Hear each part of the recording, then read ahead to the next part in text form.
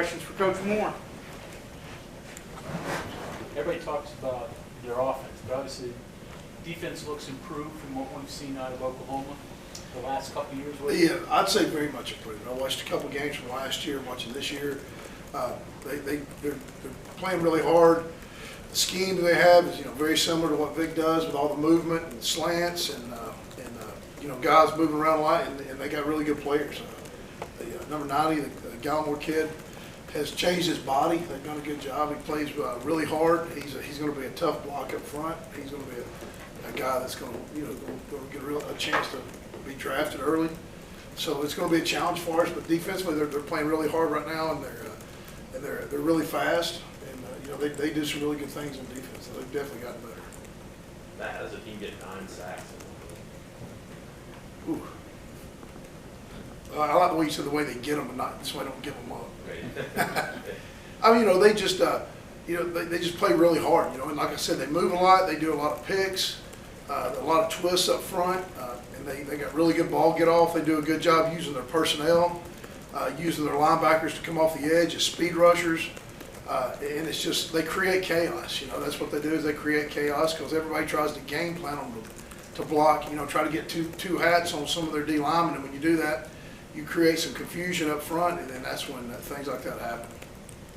And they get ahead. The big thing is they get ahead on offense, and then they cause you to have to throw the ball to try to have a chance to win, and that's when you end up with all those sacks when you're in a passing situation every down, and they know it, and they can come after you. That's what happens in those kind of games when you give up that many sacks. Matt, where are things going wrong for you guys in the run game? It seems like every week it's a bit of a struggle to kind of get that going. And is it any particular one thing? Well, no, it's really several things. It's whether we do something incorrect up front, get on the wrong hat, or whether the tight end or fullback doesn't fit the right thing, or maybe the running back makes the wrong read. You can't really just put it on. You go back and watch the film. We had 25 runs, and 5 of those runs were negative run plays, and all 5 of those. 2 of them up front was us. One of them was a tight end, and then 2 of them were the running backs where they made the wrong read. And that's those are the things that you got different points that people like we said last week, not from a discipline standpoint, not doing the right thing every single time. But we're not talented enough right now to overcome that kind of stuff. And then you get behind and you start trying to throw the ball more and not run the ball as much as you should. So there's a little bit of that too. Where does inexperience play a role in those problems? Oh, no doubt. I mean, Bryson Mays, he battled. We knew going into the week it was going to be a tough sledding for him versus the nose guard, and the nose guard's really good.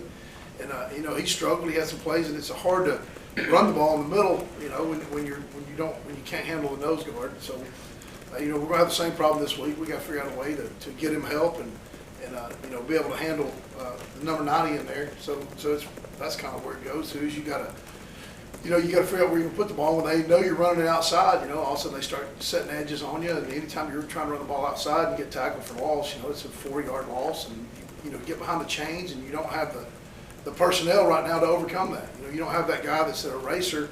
You can throw it to him and get your 8 yards and get back on track. So, we just got to continue to be, it'll pay off in the long run because we do have to be very precise right now in everything we do. We can't make those mistakes. So we just got to keep coaching them to not make those mistakes. So you just kind of help them along until they turn the corner?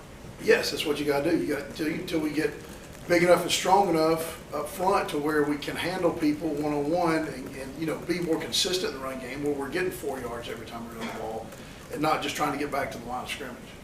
Neil mentioned Kentucky, he dealt with this similar situation with freshmen.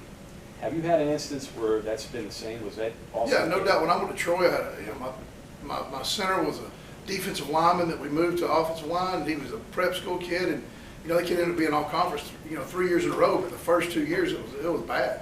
It was tough. Watching him grow into that. Right now I got a couple guys that are working on that. They're having to grow into that role, and that's where Bryson is right now. He works his butt off. He studies hard. He's in the weight room every day, but he's just hadn't physically matured into a Big 12 center that he has to be right now. How do you explain Kennedy McCoy not reaching the level that it looked like he was going to reach as far as both pass catching and running the ball? I really can't explain that. I can't. you know, I put that more on to Coach Brown and let him kind of talk about that a little bit. But I really don't have enough of a relationship in that room, you know, to speak of why or why not he's reaching the potential that he needs to reach.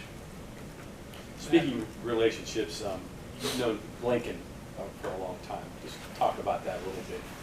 You know, your years at Texas Tech. Yeah, when I went to Texas Tech, it was his first year being a full-time coach. You know, I think he was maybe 23 years old, you know, really young, and we spent a lot of time together. Went on vacation, and I know Lincoln really well. We talk a good bit. And, you know, he's very articulate. He's very similar to Coach Brown. You know, their personalities are very similar. They're very detail-oriented and very driven people, and you know, we don't talk as much as we used to since I got here, you know, because it's, you know, it's just kind of one of those things. But when we talk, we don't talk much about football.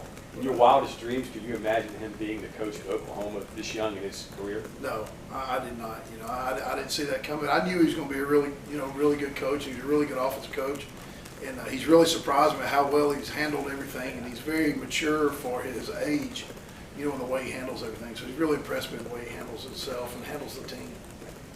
Where'd you guys go on vacation? We went to Jamaica. We went to Jamaica and hung out. It's before he had any children, and it was my wife and I. We had a good time. With Kendall's situation still being up in the air, practice reps changed for quarterbacks this week? You did. I think you said 80-20 before. Do you get Jack Allison more? What do you do?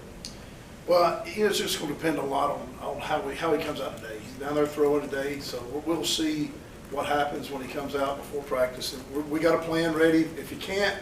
We got a plan ready if he can.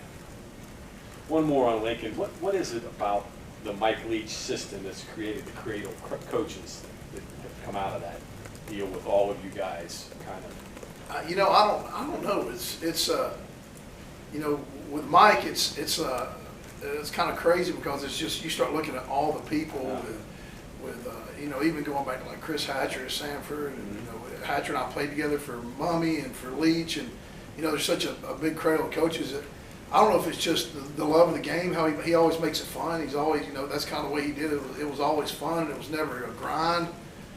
You know, so I really don't know just the offensive side of the ball. He had such a creative offensive mind with the way he did everything, and just made the game fun. Matt, your explanation Saturday was that the game planner of the week was kind of specific to Austin. Kind of have to ditch out a little bit with somebody else. This week, would you have the same, I guess, handcuffs that Austin can't go, you got to put in plan B with Jack or Trey or Jack? Yeah, we'll make sure. I mean, whoever is going to be the starting guy is going to get the reps, and they're going to know the game plan, and they're going to know the specifics of the formations and the motions and the you know, burst plays and things like that we do that they need to get reps in. So we're going to, like I said, the decision will be made, you know, pretty soon as far as who's going to be able to go. And when Coach Brown will pull out the game plan for that guy, and what he knows best, and what he understands, and what he can, you know, what he can go out there and accomplish. That's what we'll work on today.